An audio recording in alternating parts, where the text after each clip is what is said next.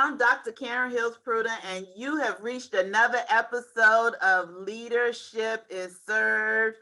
And look, I have a treat for you today. I have none other than Pastor Berlinda Love, and she is going to tell us all about her. And we're just going to sit here and chat and find out all the wonderful things that she is doing here on this earth. Pastor Love, Pastor Berlinda, tell the leadership community a little bit about yourself. Dr. Pruden, thank you so much for having me on. And I am Berlinda Love. As she explained, I am a pastor in Valdosta, Georgia. Valdosta is the place where I was born. It's a country town, but it's very progressive. I've been here 4 years since my parents passed away in 2017. I relocated, but I did most of my formal education in New Jersey. Attended 3 colleges there, graduated from Princeton Theological Seminary with my Master of Divinity, and Rider University and the College of New Jersey, and did a lot of other studying in addition to that. But I'm a country girl and a city girl. I don't know which one I am the most, but I guess I was born here and I'm back here because I came home after my parents passed away. And I'm just a pastor. I taught school for 31 years in New Jersey, urban education, as both a teacher and administrator. I'm the oldest of 4 in my family. And since my parents passed away, that makes me the matriarch of my mother's family. So I have a lot of nieces and nephews, great nieces and nephews, and I'm single right now. But that's basically me. I love people. I love my work in the church. I've been in the AME church for 25 years, and I am on my 3rd pastorate at Peyton AME Church in Valdosta, Georgia, where I've been now almost 3 years. So I come from a background of farmers. My grandfather was a tobacco farmer here in Valdosta. I worked on the farm in tobacco as a young girl. Almost everybody in the country, and it's called Clyattville. It's the country part of Valdosta. Almost everybody is my cousin.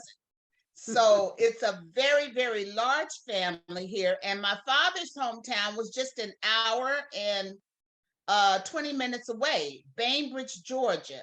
So my parents met at Savannah State College, which happened to be, it's a university now, but it happened to be a family school.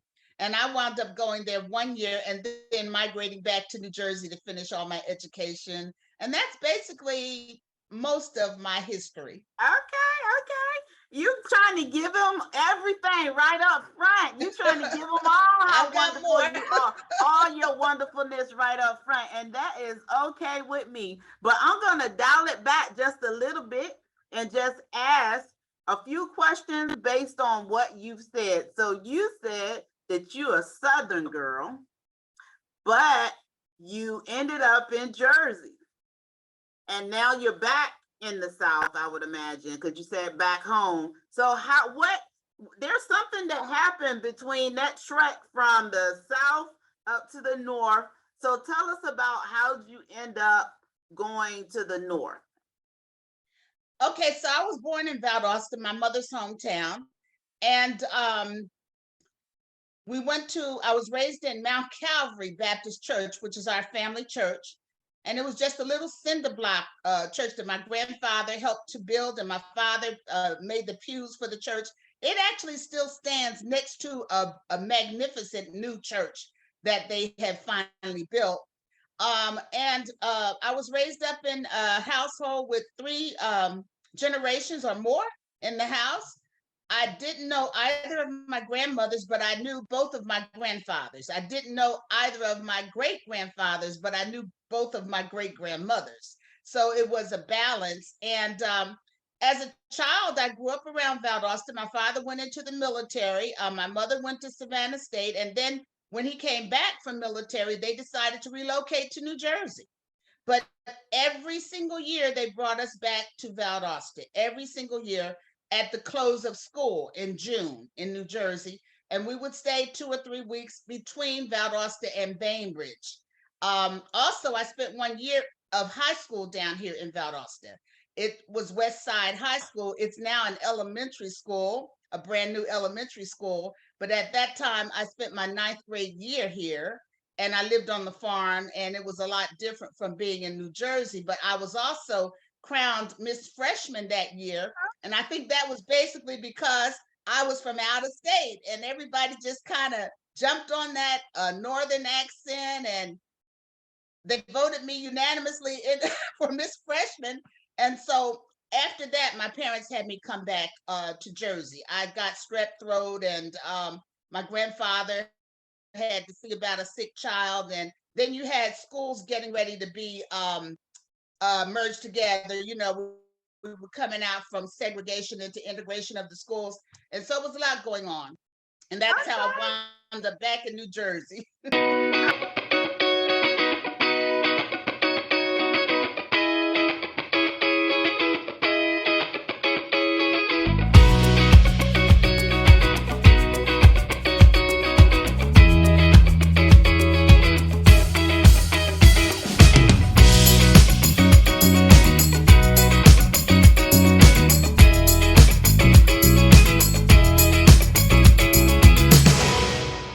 All right, I like that. So we're talking about the past, but I'm gonna bring you up to the present, right? Momentarily. So you are one of the Destiny Bound sister leaders for the Sister Leaders Conference. And Yes. so tell me your why for deciding that, hey, I have something to share with the world. I want to be a speaker. And then tell us about what you plan to speak on. Well, a lot of my interest has been regarding women and children. And when this group emerged, sisters, the leadership group, God just brought it to me. I met Kern Cherry and got in her anthology. After that, I met Dr. Yolanda Jerry, and I was on her show. And after that, I met, I think it was Purpose with Pamela. I was on her show. And then I met you and Dr. Nicole Peters. And it just, all these sisters just started surrounding me, which was indeed a blessing from God.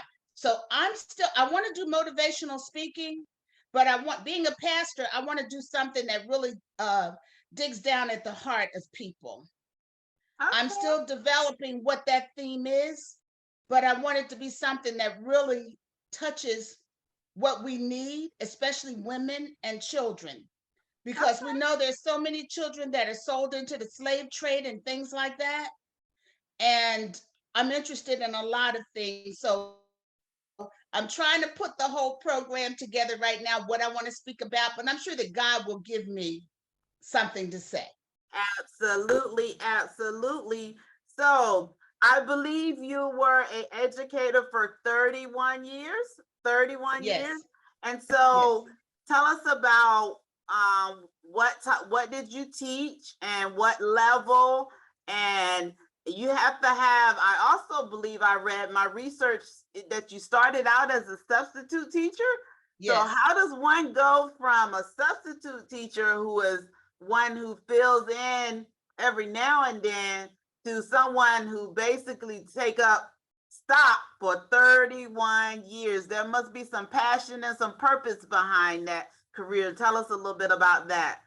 Yes, well, I must say that Trenton Public School District was just phenomenal. When I came through teaching, we didn't have to worry about our jobs. We knew that we would have our jobs. And a lot of it was political, with knowing the board members and working with some of their children in our departments and things like that. But when I first started teaching, I had always said I will never teach in junior high. I didn't want to do junior high. I had heard so many things as I was in high school and going to college. but that was the first job that I was offered in the Trenton School District. And it was a job because they needed science teachers. And so I remember going in to see the director of personnel at that time, who my father knew very well. My father knew almost all the head people in the city. And although he was a teacher, he never wanted to be a principal or anything like that. But I went in to see him, and I remember talking with him, and he said, now, I have two pads. I have one on top of my desk pad and one underneath. If I put your name underneath, that means you have a job. But it was a job in science at junior high school number 3. And so that's how I started off there. And that job progressed to the high school, where I taught biology at Trenton Central High School, biology, some chemistry, and I stayed there for several years. As a matter of fact, my father and I taught at the same school. He taught special ed children, and I taught in the science department for several years together. And after that, I was promoted by some of my sorors in the National Sorority of Phi Delta Kappa were central administrators. And I got called down to the board one day, and they said to me, we're going to give you a promotion. At first, I thought I had done something. I said, oh my, what do they want with me in central administration, you know? But my sorors, Julie Thomas and Everine Downing, they called and said, you know what, we've been watching your work, and you've been helping us at central administration do programs after school and monitoring our programs. We want to give you a promotion. So I had taught at elementary, junior high. My mother also taught in elementary school. They both retired the same year in 1994, my parents. But I taught in elementary, junior high. When it changed to middle school, I taught middle school and senior high, and I was an assistant principal in a couple of schools. So I taught children of all kinds of students. I taught students that were gifted and talented. I taught students that had challenges. So it was a variety and of all ages and levels. I was a disciplinarian for a few years. And so I did a variety of things. I taught after school programs, summer school programs. I taught in the science, math, and technology program that was after school and things like that. So I did a variety of things in Trenton, but it was just the time to come along when you knew you had a job. You didn't have to worry about your contract for the next year, because our supervisors and people that we knew just automatically put our names in to be rehired. But it's different today.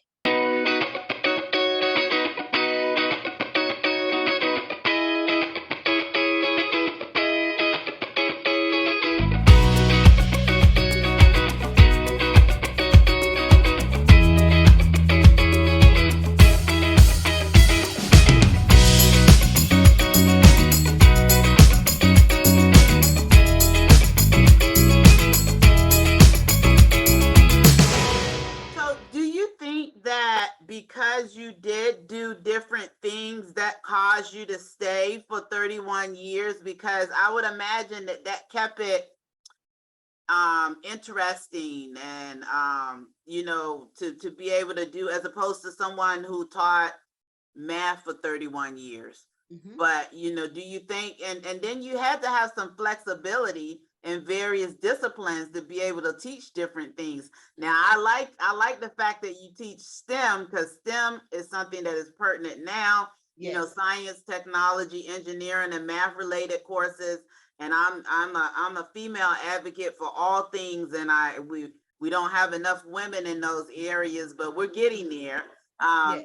But is it your flexibility and being able to pivot from different disciplines that gave you that stability in education for over 3 decades?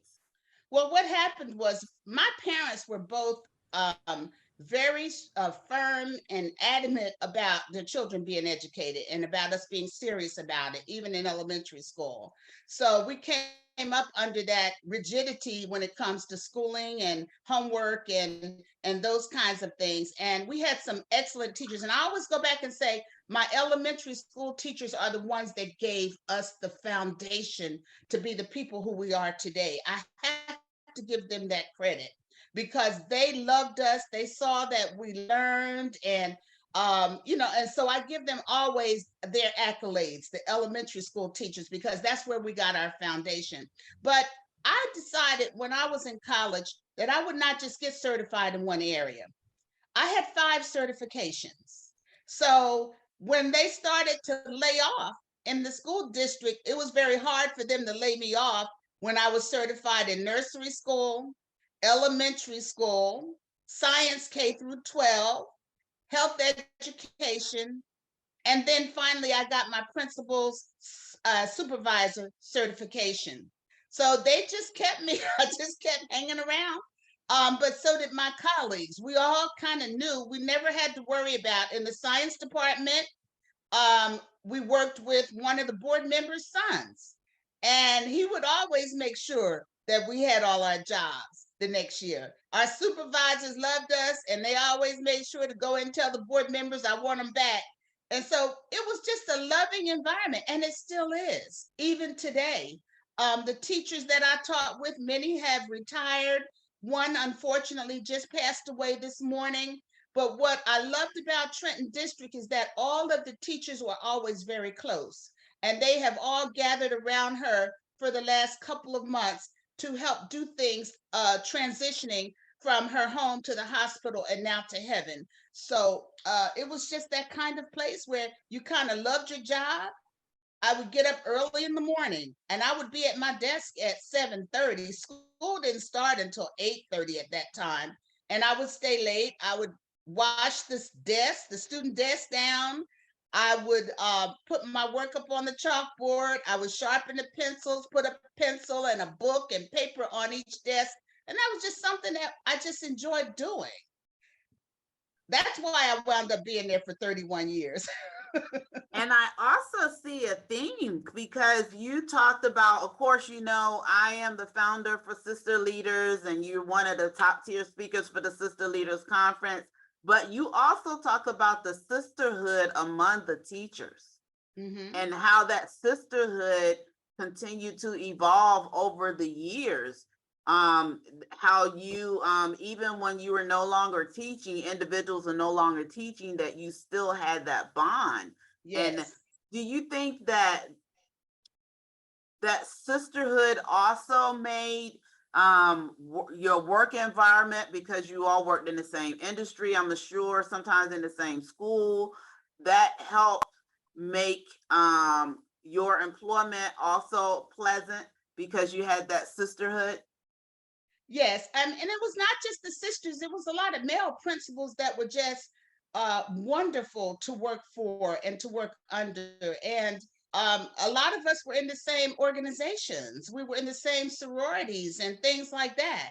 So we knew everybody in the city, and we just kind of looked out for one another. And I believe it's still the same way today, only there's been a change in a transition in leadership with all younger people coming in. And of course, it's not exactly the same as it was many years ago for us, but it was just a wonderful, my career, I thank God for it, because I never had to work in but one school district. I didn't have to work 5 years and then go looking for a job somewhere else, or buy a house and a car and then get laid off and not know how I would pay for it. God just placed us at a time when we didn't have to worry about those things. That is a good segue, because I want to talk about Pastor Berlinda Love. Okay. So you have been a pastor for some time, and you have moved throughout. Your pastoral journey has evolved. And so tell me a little bit about Pastor Berlinda, in terms of, you decided that this is my calling, just like education was your calling in terms of your technical employment, that this is my call. Because I know you have to have some very specific skills, compassion, empathy, to be a pastor. Yes. So tell me about Pastor Berlinda Love. Well, I will tell you this. When I decided to go to seminary, it was not to be a pastor. Okay. I had been in the Baptist church for a long time, Union Baptist Church in Trenton, New Jersey. And when I went there, I didn't plan to stay that long, but it went to 20, maybe 23 or 4 years I was there.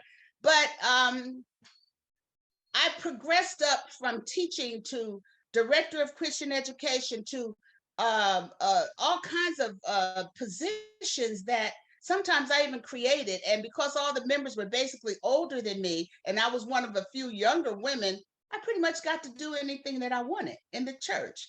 So I went to seminary because the pastor had asked me to go up and start the adult woman Sunday school class, adult women's class, from the junior class downstairs. He just walked in one Sunday morning and said, I want you to go upstairs and start the adult women's class. Now, they were all deaconesses, much older women, had a lot more knowledge and experience than I did in the Bible. And there he is sending me up there with about 20 or 30 women that I had to teach. So I applied to Princeton Theological Seminary, and surprisingly, I got accepted. It was only about 15 miles from my house. And that's why I went. But once I got there and I set foot on campus, and we met with the president. At that time, it was Dr. Gillespie. He is deceased now and got to be one of my very best mentors and, I will say, friend on campus. But we were told from day one, the minute you set foot on this campus, you are a pastor. So we had to get that in our heads. And so I went through that Master of Divinity program. At the same time now, I had held a lot of positions in the state. I held the youth director for the New Jersey Convention of Progressive Baptists for 4 years. I had been in every single pulpit in that state for those churches that were in that convention. With 125 youth, we rotated every month to a different church. I spoke from the pulpit. But once I actually became ordained, a lot of those doors slammed in my face. The same churches, because I was an ordained woman. So I said all that to say this: even in my hometown, I met up with a lot of obstacles because I was ordained. Women would come to me and say, would you speak for our missionary program? I'm going to speak to my pastor. And they come back the next day and said, he doesn't want an ordained woman. If you speak, you'll have to speak from the floor. So I went through a lot of paving the way for others. And after me, several of my female friends went to Princeton, became pastors, and it was just a smooth ride for them. They didn't have any, I took all the bumps and lumps for the women that came after me in my city. And many of the pastors that had closed their doors to women, they've opened them now. I've been in their pulpits with many pastors, like on Easter Sunday, and we gave communion, and there were 10 or 20 of us, women and men, standing together. So it's been it was hard. It was really hard for a long time. And my mentors, I had two. Dr. Williams, he was a pastor at Sharon Baptist Church, Marcus Williams, in New Brunswick. And he was the first person that I told when I felt called to ministry. And I drove up to New Brunswick. He and my father had gone to high school in Bainbridge together all the way through school. And I talked to him about that. And it was a couple days later that he called me and he said, I want you to sit down. I want to talk to you. So I sat down, and it was 2 hours. And he began to tell me all that I could possibly endure as a woman in ministry. And he gave me a lot of things that I needed to be, he prepared me, in other words. And it was kind of scary at first, because he said, I couldn't bring you to my church and ordain you, but I'm going to do everything I can in my power to help you. And so a couple of days after that, that was a Tuesday, a couple of days after that, he dropped dead from a massive heart attack. So he was my first mentor. And I was at choir practice that night, and the pastor called me over, and he was trying to look at me. He didn't want to tell me, but he told me, and I drove up there with my mother that night, and I stayed there until his whole funeral program was typed up. And my other mentors, when I was at New Hope Baptist, Dr. Charles Everett Thomas. That was the church where, Whitney Houston's family were really very affluent at that time when I was there. And he was my mentor, a wonderful mentor. They're all deceased now. But I kind of felt like God had kind of let me, he kind of took all my helpers away. And I had to kind of fend and fight through this by myself. And I would cry a lot. And I got with one pastor and he said to me, Berlinda, if you're going to be in this work, you're going to have to get a tough shoulder because people will have you crying every single day. You're going to have to toughen up. And so I did. And God began to open doors. And I went from Baptist to AME. And I've had 3 churches. It's still a struggle for women. I don't want to let people think that it's all easy. It's a struggle. But I believe that if God is for you, he's more than the whole world against you. And all you have to do is believe in yourself and believe that God will help you, and he will. I truly believe that.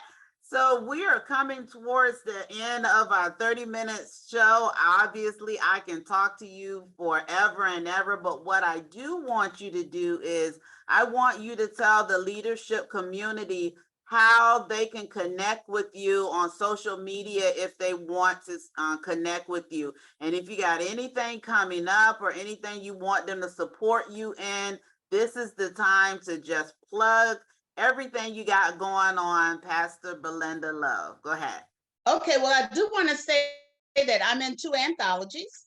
The Undefeated with Kern Cherry, and then I'm in the anthology Women Winning in, let me get that right, Business, Love, and Life with Dr. Pruden here.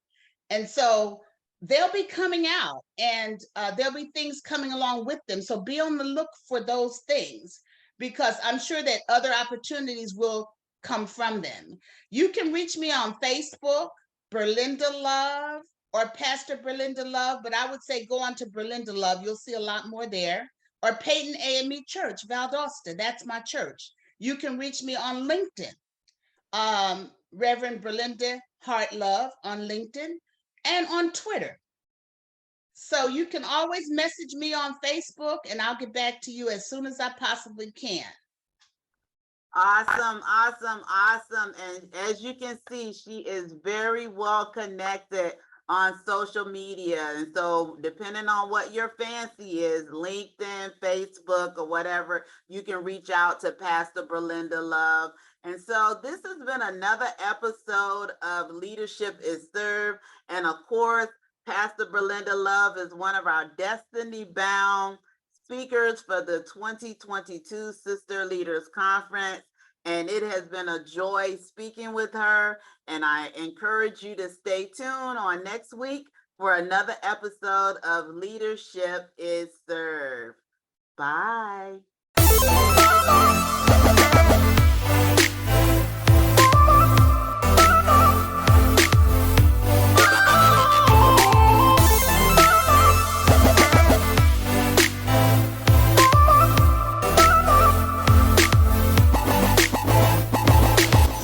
Boss, Brand, and Business TV channel for exceptional professionals requiring quality and excellence.